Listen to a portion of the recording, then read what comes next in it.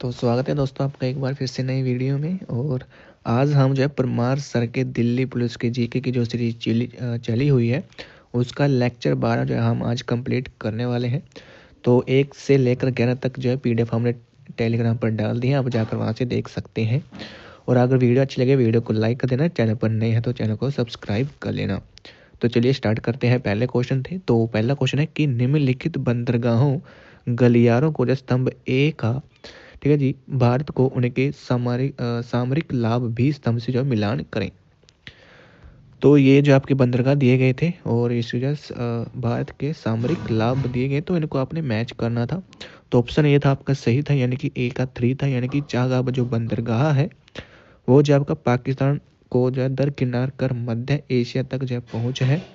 और बी है IMEC जो कि क्या है, मध्य पूर्व के रास्ते भारत को यूरोप से जोड़ता है। और सातवें बंदरगाह की बात करें तो जो है मिजोरम म्यांमार लिंक के माध्यम से भारत को दक्षिण पूर्व एशिया के बीच परिवहन का जो नया युग है। चाबहार बंदरगाह की बात करें तो आपके एग्जाम में काफ़ी बार यहाँ से क्वेश्चन पूछे गए हैं, जो भी आपका SSC CHSL और जो आपका सिलेक्शन फेज का जो एग्ज़ाम हुआ था वहाँ पे क्वेश्चन काफ़ी पूछे गए हैं इससे। तो जो ईरान जो चाबहार जो बंदरगाह है, ये ईरान का एक महत्वपूर्ण समुद्री बंदरगाह है जो ओमान की खाड़ी में स्थित है और इसे भारत के सहयोग से विकसित किया गया है। और यह भारत के लिए अंतर्राष्ट्रीय स्तर दक्षिण परिवहन गलियारे के एक हिस्से के रूप में महत्वपूर्ण है, जो पाकिस्तान को दरकिनार कर अफगानिस्तान और मध्य एशिया से व्यापार का सीधा मार्ग प्रदान करता है। यह राजनीतिक रूप से ईरान के एकमात्र गहरे पानी के बंदरगाह के रूप में कार्य करता है। उसके बाद बात कर लेते हैं IMEC। इसका जो मतलब है वो है भारत मध्य यूरोप आर्थिक गलियारा। यह एक महत्वाकांक्षी बहु राष्ट्रीय परियोजना है जो कि समुद्र मध्य पूर्व और यूरोप को रेलवे, सड़क और समुद्री मार्गों के एक समन्वित नेटवर्क के माध्यम से जोड़ती है। इसका जो उद्देश्य है वो एशिया, अरब की खाड़ी और यूरोप के बीच कनेक्टिविटी और आर्थिक एकीकरण को बढ़ावा देना है, जिससे कि जो माल है और ऊर्जा की आवाजाही को सुगम हो सके। उसके बाद है कि सातवें बंदरगाह म्यांमार के रखाइन राज्य में स्थित एक गहरे पानी का बंदरगाह जो कि भारत द्वारा Kaladan multi modal transport project के हिस्से के रूप में बनाया गया। और भारत ने अब इस बंदरगाह का जो पूरा संचालन है वो संभाला है। और यह भारत का चाबहार बंदरगाह के बाद दूसरा अंतर्राष्ट्रीय बंदरगाह है जिस पर भारत का पूर्ण नियंत्रण है। और यह बंदरगाह भारत के पूर्वोत्तर राज्यों को जो समुद्री मार्ग से जोड़कर क्षेत्रीय संपर्क और व्यापार को बढ़ावा देती है। नेक्स्ट क्वेश्चन है कि यूनेस्को ने 24 जनवरी 2025 को कौन सा वैश्विक दिवस जो मनाया है, तो वह अंतर्राष्ट्रीय शिक्षा दिवस। तो बात करें आकर विश्व विज्ञान दिवस जो कि 10 नवंबर को मनाया जाता है, और अंतर्राष्ट्रीय शांति दिवस 21 सितंबर को, और विश्व धरोहर दिवस 18 अप्रैल को, और वैश्विक साक्षरता दिवस 8 सितंबर को। बात कर लेते हैं जनसंख्या दिवस की, तो 11 जुलाई को, अंतर्राष्ट्रीय युवा दिवस 12 अगस्त को, राष्ट्रीय युवा दिवस 12 जनवरी को, एड्स दिवस 1 दिसंबर, और विश्व जल दिवस 22 मार्च को, और विश्व पृथ्वी दिवस 22 अप्रैल, वैश्विक जैव विविधता दिवस 22 मई को। ठीक है जी। उसके बाद है कि भारत की जनगणना के अनुसार 2001 से 2011 के दौरान भारत की जनसंख्या की अनुमानित दशकीय वृद्धि दर क्या थी, तो वो थी 17.6। ठीक है जी। वृद्धि दर की बात करें तो उच्चतम परिष्कृत मृत्यु दर 1901 से 1921 तक, तो औसतन जो वृद्धि दर थी वो थी आपकी यहाँ पर 2001 से 2011 के अनुसार वो थी 1.64%। और दशकीय वृद्धि 2001 से 11 की बात करें तो 17.64%। ठीक है जी। जिसमें महिला पुरुष की बात करें तो 17.19% और महिलाओं की 18.12%। 1901 की जनगणना के अनुसार 238 जो मिलियन। ठीक है जी। उसके बाद 1951 की जनगणना के अनुसार 361 मिलियन। और सबसे अधिक दशकीय वृद्धि हुई थी आपकी 1961 से लेकर 1971 तक 24.8%। और सबसे कम दशकीय वृद्धि थी 1911 से 1921 लगभग क्या थी 0.31%, जो कि अकाल के कारण थी। ठीक है जी। उसके बाद है कि महान विभाजन का वर्ष आपसे पूछा जाता है, तो 1921 इसका राइट आंसर हो जाएगा, क्योंकि 1921 से पहले उच्च मृत्यु दर, अस्थिर जनसंख्या, और 1921 के बाद मृत्यु दर में गिरावट और जनसंख्या में वृद्धि। ठीक है जी। उसके बाद है कि भारत की कुल जनसंख्या 2011 के अनुसार अगर हम बात करें तो कुल जनसंख्या थी 1.21 अरब, और भारत का विश्व जनसंख्या में हिस्सा था 17.5, और चीन का विश्व जनसंख्या में हिस्सा था 19.4%, और जिसमें पुरुष की संख्या की बात करें तो 623.7 मिलियन, और महिला संख्या की बात करें तो 586.46 मिलियन। ठीक है जी। उसके बाद बात कर लेते हैं यहाँ पर वर्ग उच्चतम और न्यूनतम की। ठीक है जी। जो राज्य है उच्चतम की बात करें तो मेघालय, अरुणाचल प्रदेश, बिहार। न्यूनतम की बात करें तो नागालैंड, केरल और गोवा। केंद्र शासित प्रदेश की बात करें तो दादरा नगर हवेली, और निम्नतम है लक्षद्वीप। जिले की बात करें तो कुरुंग कुमे, और निम्नतम है आपका लोंग लेंग। ठीक है जी। उसके बाद है कि 2011 की जनगणना के अनुसार भारत में साक्षरता दर क्या थी, यानी कि कितने लोग पढ़े लिखे थे, तो वो थी 74.4%। साक्षरता दर क्या होती है? साक्षरता दर में केवल 7 वर्ष या फिर उससे अधिक की आयु को जो है व्यक्तियों को जो साक्षरता दर की गणना के लिए माना जाता है, और व्यक्ति को साक्षर माना जाता है यदि वह किसी भी भाषा को समझ सकता है, उसको पढ़ सकता है और लिख सकता है। तो कुल साक्षरता दर 2001 की जनगणना के अनुसार 64.83%, जिसमें पुरुष थे 75.85 और महिलाएं थी आपकी 54.16। और 2011 की जनगणना के अनुसार जिसमें थी 74.04%, और जिसमें पुरुष पढ़े लिखे थे आपके 82.14 और महिलाएं थी आपकी 65.46। साक्षरता दर में वृद्धि की बात करें तो 9.2% हुई, और अस्थायी जनगणना 2001 के अनुसार साक्षरता जो दर थी वो थी 72.98%, जिसमें पुरुष थे आपके 80.9 और महिलाएं थी आपकी 64.63%। उसके बाद है पुरुष और महिला साक्षरता दर में जो अंतर है वो 16.68 का है। पुरुष और महिला साक्षरता दर में सबसे अधिक अंतर वाला जो राज्य है वो राजस्थान है, और दूसरा है आपका झारखंड। उसके बाद है कि पुरुष और साक्षरता दर में सबसे कम अंतर वाला राज्य है तो वह है मेघालय, दूसरा है केरल। ठीक है। सबसे कम अंतर वाला मेघालय और केरल है, और अधिक अंतर वाला है राजस्थान और झारखंड। उसके बाद है कि पिछले दशक में ग्रामीण महिलाओं में साक्षरता दर में सबसे अधिक सुधार जो देखा गया है। बात कर लेते हैं वर्ग की उच्चतम और निम्नतम की। राज्य की बात करें तो सबसे ज़्यादा जो साक्षरता दर है वो है केरल, फिर मिजोरम। ठीक है जी। निम्नतम है आपकी बिहार में और अरुणाचल प्रदेश में। केंद्र शासित प्रदेश की बात करें तो लक्षद्वीप, निम्न है आपकी दमन और दादरा नगर हवेली। उसके बाद है जिले की बात करें तो सरछिप और अलीराजपुर जो कि मध्य है। ठीक है। उसके बाद है कि निम्नलिखित में से किस भारतीय समाज में जो है जागर नृत्य शैली की मूल जड़ें हैं, तो वह आपकी उत्तराखंड में। तो जम्मू कश्मीर की बात करें तो याद रखने की ट्रिक क्या है कि हारिस रऊफ भांड होके धूल में कूद रहा है मनाली में। हैरिस रऊफ।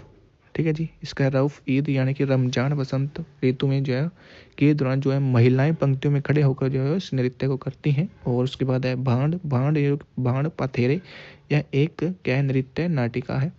धूल से है डमहल। ठीक है जी। जो कि वट्टल जनजाति के पुरुषों द्वारा प्रस्तुत किया जाता है। उसके बाद है कूद से है कूद, जो कि लोक देवता के सम्मान में रात्रि में किए जाने वाला एक प्रदर्शन है। उसके बाद है हिकत जो कि वसंत ऋतु में फसल के मौसम में किए जाने वाले एक प्रदर्शन है, और जो प्रतिभागी हैं वो हाथ मिलाते हैं और गाने गाते हुए घूमते हैं। उसके बाद है मनाली से बन रहा है आपका दमाली। ठीक है जी। बिहार की बात करें तो बिहार की याद रखने जो ट्रिक क्या हुआ है कि दो नटवे जट जटिन अपना सोहर खिला रहे हैं झूम के। ठीक है जी। नटवे से हो गया नटुआ। ठीक है जी। जो कि चमार समुदाय से संबंधित है। उसके बाद है जट जटिन, जो इसके बनेगा जट जटिन। ठीक है जी। जट और जटिन की दुखद प्रेम कहानियों को जो है नाट्य दर्शाता है, और यह मिथिला क्षेत्र में चांदनी रातों के मौसम के दौरान जो किया जाता है। ठीक है जी। मानसून के दौरान। उसके बाद है सोहर खिला से हो गया आपका सोहर खेल वाना, जो कि बच्चे के जन्म के दौरान किया जाता है। और झूम से हो गया आपका झुमरी, जो कि कार्तिक माह के दौरान जो है मिथिलांचल क्षेत्र में प्रदर्शित किया जाता है। उसके बाद है विदेश जो कि समाज में सामाजिक मुद्दों पर आधारित है। उसके बाद झरने से हो गया जुहरल समुदाय में से किया जाता है। और जिजिया जो कि महिलाएं इस नृत्य को लालटेन को संतुलित करते हुए नृत्य करती हैं। और जो कजरी है ये मानसून के मौसम में किए जाने वाला एक नृत्य है। उसके बाद है पाइका और धोबिया नृत्य। हिमाचल की बात करें तो याद रखने की ट्रिक क्या है कि नाटा छोरा अमन हिम पे राक्षसों का चोला, और माला ओढ़ के संत पर बैठ कर डग लेकर चपा चप कर रहा है। नाटा से हो गया नाट्य नृत्य, ठीक है जी। कुल्लू जिले में सबसे अधिक नर्तकियों के भाग लेने का जो इसमें गिनीज रिकॉर्ड बनाया है। झोरा से हो गया झोड़ा, ठीक है जी। छोरा से हो गया झोटा और जाली। अमन से हो गया दामन, जो ये कुल्लू क्षेत्र में दशहरे के दौरान प्रदर्शित किया जाता है। हिम्पे हो गया हिमाचल प्रदेश। राक्षस हो गया राक्षस नृत्य। चोल से हो गया चोलम्बा। माला से हो गया कायांग माला। और सद सद से हो गया सब्बू। उसके बाद है डेंग, डेंग से डांगी। चंपा से हो गया चपेली। चप से हो गया चाम। रासा से हो गया सिरमौर जिले में जो प्रदर्शित किया जाता है। उसके बाद है उत्तराखंड। तो उत्तराखंड के याद रखने की ट्रिक क्या है कि आशीष जो है वो चचलानी छोरा है, झोला लेके डांडी रख छप्पा छप कर रहा है, ठीक है जी। चचलाने से हो गया चाचरी, जो कि कुमाऊं और गढ़वाल क्षेत्र में किया जाता है। छोरा से हो गया झोड़ा, जो कि कुमाऊं क्षेत्र में प्रदर्शित किया जाता है। झोला यानी कि छोलिया एक तलवार नृत्य, जो कि कुमाऊं जनजाति की मार्शल परंपराओं को दर्शाता है। डांडी से आगे ताड़ी, जो कि पुरुषों द्वारा अंधेरे घेरे में किए जाने वाले प्रदर्शन है। और छपा छप से हो गया छपेली, कुमाऊं क्षेत्र में किया जाता है। धड़िया, जो कि गढ़वाल क्षेत्र में किए जाता है। और नर्तक एक दूसरे के कंधे पकड़कर अर्धवृत्ताकार आकृति बनाते हैं, ठीक है भाई। उसके बाद छठा है क्वेश्चन कि रविंद्रनाथ टैगोर की गीतांजलि, जिसे 1913 में नोबेल पुरस्कार सम्मानित किया गया था, को लेखन की किस विधा के रूप में वर्गीकृत किया गया था? तो यह लघु कथाओं का क्या संग्रह है, ठीक है जी। और आनंद मंथ की बात करें तो ये बंकिम चंद्र के द्वारा लिखी गई है। और कलहन ने राज संग्रह लिखी है। पाणिनि ने अष्टधाई लिखी है। जयदेव ने गीत गोविंद लिखी है। और विष्णु शर्मा ने पंचतंत्र लिखा है। नेक्स्ट है कि निम्नलिखित में से कौन सा जो राज्य है जो कि राज्य नीति निर्देशक सिद्धांत 44वें संविधान संशोधन अधिनियम 1978 के द्वारा जोड़ा गया? तो व्यक्तियों और समूहों के बीच आय और स्थिति में असमानताओं में कमी है, ठीक है जी। तो बात कर लेते हैं भाग 4, जिसमें आपके राज्य नीति के निर्देशक सिद्धांत 36 से लेकर 51 तक दिए गए हैं। इसको आप डीपीएसपी बोलते हैं, ठीक है, डीपीएसपी भी बोलते हैं। और राज्य नीति के निर्देशक सिद्धांत की जो मुख्य विशेषताएं हैं वो है कि ये जो सिद्धांत हैं ये गैर न्यायसंगत हैं। इनका अर्थ है कि वे न्यायालयों के द्वारा कानूनी रूप से लागू नहीं किए जा सकते। उसके बाद यह अवधारणा हमने आयरिश के संविधान से ली है, ठीक है जी। आयरिश को आप आयरलैंड भी बोलते हो। उसके बाद है कि इनका उद्देश्य है सामाजिक आर्थिक लोकतंत्र की स्थापना में मदद करना। राज्य निर्देशक जो सिद्धांत है वो संविधान में उल्लेखित कल्याणकारी राज्य की दृष्टि को दर्शाते हैं। उसके बाद है कि संविधान में जोड़े गए राज्य निर्देशक सिद्धांत कौन कौन से हैं? तो 42वें संविधान संशोधन हुआ था 1976 में। इसमें जो डीपीएसपी जोड़े गए थे वो थे 39F, जिसमें था बच्चों का स्वास्थ्य विकास। 39A, जिसमें था गरीब यानी कि जो गरीब है वो सम्मान, न्याय और मुफ्त कानूनी सहायता प्राप्त कर सकते हैं। और 43A, जो कि उद्योगों के प्रबंधन में श्रमिकों की भागीदारी से संबंधित है। और 48A, जो कि पर्यावरण का संरक्षण, संवर्धन और वन एवं वन्य जीवों की रक्षा से संबंधित है। उसके बाद 44वां संविधान संशोधन 1948 में हुआ। और इसमें जो अनुच्छेद 38 है जिसमें बताया गया है कि असमानता को कम करना, ठीक है, इसको जोड़ा गया था। फिर 86वां संविधान संशोधन हुआ 2002 में, जिसमें अनुच्छेद 45 जिसमें प्रारंभिक बाल अवस्था की देखभाल के लिए बताया गया है। उसके बाद 97वां संविधान संशोधन जो कि 2011 में हुआ, इसमें अनुच्छेद 43B यानी कि सहकारी समितियां जोड़ी गई हैं।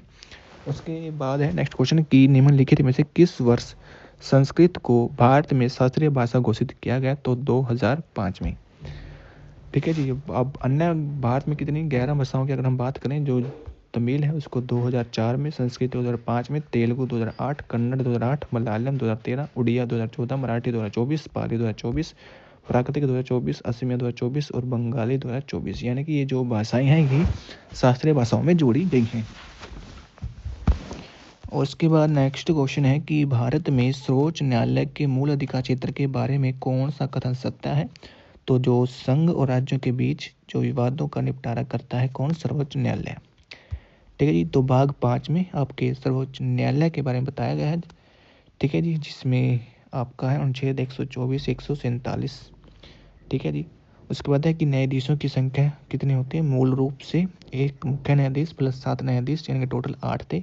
और जो वर्तमान में एक मुख्य न्यायाधीश प्लस 33 अन्य न्यायाधीश, टोटल 24 न्यायाधीश होंगे। अनुच्छेद 131 जो कि सर्वोच्च न्यायालय का मूल क्षेत्र अधिकार से संबंधित है।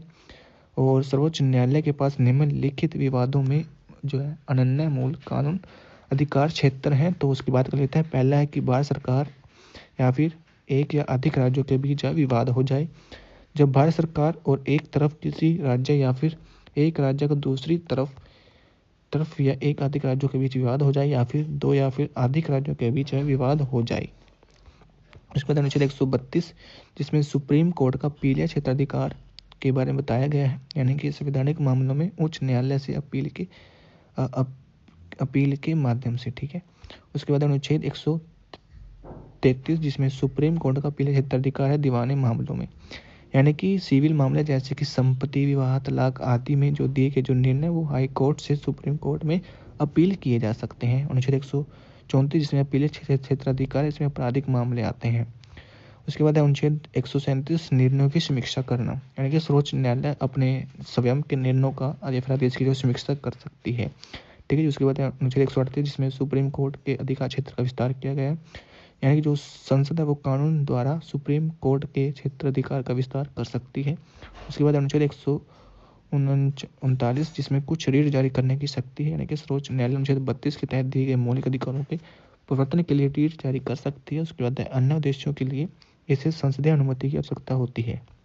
उसके बाद अनुच्छेद 140 जिसमें सर्वोच्च न्यायालय की सहायक शक्तियों के बारे में बताया गया है। अनुच्छेद 141 में सर्वोच्च न्यायालय द्वारा घोषित कानून सभी न्यायालयों पर जो बाध्यकारी होते हैं। उसके बाद अनुच्छेद 129 जिसमें सर्वोच्च न्यायालय जो कि एक अभिलेख न्यायालय होगा ये बताया गया है और इसके निर्णय को विधिक पूर्ववृत्त के रूप में संरक्षित किया जाता है और अदालत की अवमानना के लिए दंडित करने की शक्ति रखता है। अनुच्छेद 130 जिसमें सर्वोच्च न्यायालय की सीट से संबंधित है और सर्वोच्च न्यायालय की जो सीट है वो दिल्ली में है। यदि मुख्य न्यायाधीश सिफारिश करते हैं और राष्ट्रपति मंजूरी देते हैं तो सर्वोच्च न्यायालय कहीं और भी बैठ सकता है। तो उसके बाद नेक्स्ट क्वेश्चन है भाई आपका कि भारत में राज्य विधान परिषद की निम्नलिखित में से कौन सी विशेषता है, तो वह कि यह एक स्थायी निकाय है और इसे भंग नहीं किया जा सकता। अनुच्छेद 169 में जो है विधान परिषदों का अनुमोदन और निर्माण के बारे में बताया गया है। संसद जो कि राज्य विधानसभा द्वारा असाधारण बहुमत से पारित प्रस्ताव के आधार पर विशेष बहुमत से विधान परिषद को जो अनुमोदन कर सकती है और ऐसे कानून को अनुच्छेद 368 के तहत जो है संविधान संशोधन नहीं माना जाता। उसके बाद 170 की बात करें तो इसमें संविधान सभा की संरचना के बारे में बताया गया, यानी कि जो संविधान सभा है वो कम से कम 60 और अधिक से अधिक 500 सदस्य प्रत्यक्ष चुनाव द्वारा चुने जाने चाहिए। निर्वाचन क्षेत्र में जो जनसंख्या है वो सीट अनुपात लगभग बराबर होना चाहिए। विशेष मामले जैसे कि गोवा, अरुणाचल प्रदेश, सिक्किम और इसमें जो न्यूनतम 30 सदस्य हैं और मिजोरम में 40 सदस्य हैं, नागालैंड में 46। उसके बाद है कि अनुच्छेद 171 इसमें विधान परिषदों की संरचना के बारे में बताया गया है कि कुल सदस्य विधानसभा के 1/3 से अधिक नहीं होंगे, न्यूनतम 40 सदस्य होंगे और किसी राज्य की विधान परिषद में कुल सदस्यों में से 1/3 जो सदस्य हैं वो स्थायी प्राधिकारों के द्वारा चुने जाएंगे और 1/12 सदस्य जो है 3 वर्ष या फिर उससे अधिक स्नातकों द्वारा चुने जाएंगे। 1/12 सदस्य कम से कम 3 वर्षों के अनुभव वाले शिक्षकों द्वारा चुने जाएंगे और 1/3 सदस्य विधानसभा के सदस्यों द्वारा चुने जाएंगे और 1/6 सदस्य राज्य द्वारा नामांकित किए जाएंगे जो साहित्य, विज्ञान, कला, सहकारी आंदोलन और सामाजिक सेवा के विशेषज्ञ हैं। उसके बाद अनुच्छेद 172 जिसमें राज्य विधान मंडलों की अवधि के बारे में बताया गया है, यानी कि जो विधानसभा कार्यकाल है वो प्रथम बैठक से 5 वर्ष तक, जबकि उससे पहले उसको भंग नहीं कर दिया जाए। ठीक है। उसके बाद है विधान परिषद जो कि स्थायी निकाय है, 1/3 जो सदस्य है वो प्रत्येक 2 वर्ष में सेवानिवृत्त होते हैं और प्रत्येक सदस्य जो कार्यकाल है वो 6 वर्ष का होता है। ठीक है जी। 6 राज्यों में विधान परिषद है आपका। ठीक है जी। द्विसदनीय है, विधायक भी जिसको बोलते हैं, तो आंध्र प्रदेश, बिहार, तेलंगाना, महाराष्ट्र, कर्नाटक, उत्तर प्रदेश। उसके बाद है कि निम्नलिखित में से कौन सा जो एलिमेंट है जो थिलेथोनाइड समूह के तत्व से के रूप में वर्गीकृत है, वो है सीरियम। ठीक है जी। उसके बाद बात कर लेते हैं कि आधुनिक आवर्त सारणी में कुल जो 8 समूह हैं, ठीक है जी, और 7 आवर्त हैं। कुल संख्या बात करें तो 118 है। एस ब्लॉक जो कि संयोजी इलेक्ट्रॉन इसमें होते हैं, इसको एस उपकक्षा में होते हैं, इसमें समूह 1 और 2 होते हैं। पी ब्लॉक जिसको संयोजी इलेक्ट्रॉन पी उपकक्षा में होते हैं और जो समूह है वो 13 से 18। डी ब्लॉक संयोजी इलेक्ट्रॉन डी उपकक्षा में होते हैं और जो समूह है वो 3 से 12। इसमें संक्रमण धातुएं होती हैं। एफ ब्लॉक संयोजी इलेक्ट्रॉन एफ उपकक्षा में होते हैं, उसमें आंतरिक संक्रमण धातुएं होती हैं। एस और पी ब्लॉक जो मिलकर है प्रतिनिधित्व तत्व कहलाता है। धातुएं एस, पी, डी और सभी ब्लॉकों में पाई जाती हैं। धातुएं केवल पी ब्लॉक में पाई जाती हैं। उप धातुएं 7 केवल पी ब्लॉक में पाई जाती हैं, जैसे कि बोरोन, सिलिकॉन, जर्मेनियम, आर्सेनिक और एंटीमनी और टेल्यूरिनियम। हाइड्रोजन की बात करें तो समूह 1A में, ठीक है जी, पहला समूह क्षारीय, दूसरा समूह क्षारीय मृदा धातु, समूह 15 जिसमें निकोटोजन, समूह 16 जिसमें है चालकोजन और समूह 17 जिसमें हैलोजन, समूह 18 को नोबल गैस सक्रिय गैस में रखा जाता है। और कुछ विशेष एलिमेंट है जैसे कि सीबोगर्मियम, ठीक है, जिसको Z106 और मेंडेलेवियम जिसमें Z101 और रदरफोर्डियम Z104 और नोबेलियम Z102। उसके बाद है कि कुछ 94 एलिमेंट जो कि प्राकृतिक रूप से पाए जाते हैं। तो प्रथम मानव निर्मित जो एलिमेंट है वो है टेक्नीशियम, ठीक है जी, Z43। उसके बाद प्राकृतिक रूप से पाए जाने वाले सबसे भारी जो एलिमेंट है वो है यूरेनियम जो कि Z52। उसके बाद है कि निम्नलिखित में से कौन सा संरचनात्मक बेरोजगारी का उदाहरण है। तो आपका नए और विस्तारित उद्योग में कौशल की कमी के कारण नौकरी ना पाने वाले एक कर्मचारी। तो बेरोजगारी की बात करें तो बेरोजगारी के जो प्रकार है वो हमने आपको पहले भी पढ़ाया है, ठीक है जी, उसको आप देख लेना। उसके बाद बात कर लेते हैं कि राज्य पुनर्गठन अधिनियम 1956 के तहत नवनिर्मित राज्यों केंद्र प्रदेशों को निम्नलिखित युगों में से सही सम्मेलन कीजिए। तो छत्तीसगढ़ जो कि 2000 में बना था। झारखंड की बात करें, उत्तराखंड, छत्तीसगढ़, ये तीनों जो है 2000 में बने और जो तेलंगाना है वो 2 जून 2014 में बना, ठीक है जी। उसके बाद है कि राज्य के भाषाई पुनर्गठन पर समिति जो बनी थी वो थी धर समिति जो कि 1948 में बनी, अध्यक्ष इसके S.K. धर। और इसकी सिफारिश की गई कि राज्यों का जो पुनर्गठन है वो प्रशासनिक सुविधा के आधार पर किया जाना चाहिए, ना कि भाषा के आधार पर। उसके बाद जेपी समिति आती है, ठीक है, जेपी समिति 1948 में, इसके सदस्य थे जवाहरलाल नेहरू, वल्लभ भाई पटेल और पटाभी सीतारमैया। इन्होंने भाषाई आधार पर राज्य बनाने के विचार को भी खारिज कर दिया। उसके बाद 1952 जिसमें अलग तेलुगु भाषी राज्य के लिए भूख हड़ताल के बाद पोट्टी श्री रामुलु की मृत्यु के कारण आंध्र प्रदेश का जो गठन है वो भारत का पहला भाषाई आधार राज्य बना 1953 में। फजल अली आयोग या फिर राज्य पुनर्गठन आयोग की बात तो 1953 में बना। इसके सदस्य थे न्यायमूर्ति फजल अली, KM पनिक्कर और HN कुजरू। और एक राज्य के सिद्धांत को खारिज कर दिया और भाषाई आधार पर राज्यों के पुनर्गठन का समर्थन किया। राज्य पुनर्गठन अधिनियम 1956 में आता है। ये राज्य पुनर्गठन अधिनियम जो अधिनियम है 1956 में फजल अली आयोग की सिफारिश के आधार पर पारित किया गया था। इसने राज्यों के 4 तरीकों के वर्गीकरण को हटा दिया और 1 नवंबर 1956 को 14 राज्य प्लस 6 के निर्धारित प्रदेश जो है वो बनाए।